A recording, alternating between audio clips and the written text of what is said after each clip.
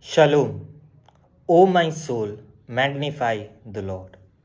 When Jesus comes and touches you in the grave, when Jesus comes and touches your soul, I and you are magnified in the Lord.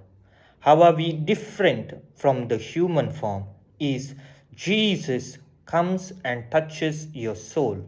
When you realize that the circumstances around you, the people around you are important, but they are not the most necessary thing for your salvation, then you will realize that who is the most important person, that is Jesus.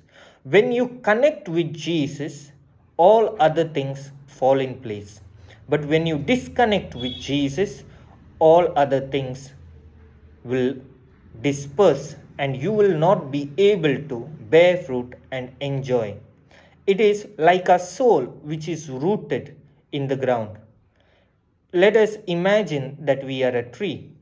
As deeper the roots go, so firm and strongly will a tree stand. Today, I and you, when we encounter that powerful Jesus, our Savior, our King, whether I and you are willing to go deeper, when I and you accept that it is not the circumstances but Jesus who is going to touch us and touch our lives, supernatural internal journey then begins. It is not when you are humble, detached, or you have other qualifications, but when you accept Jesus as the only means, then you will start opening the chains which you were stuck in. You will start breaking from the bondage first when you know Jesus is the only way. Let us make a short prayer. Mighty Lord, we come in your presence. Touch these people, anoint them, fill them with your divine power and grace. Arabashile galagara baba baba shiri galagara.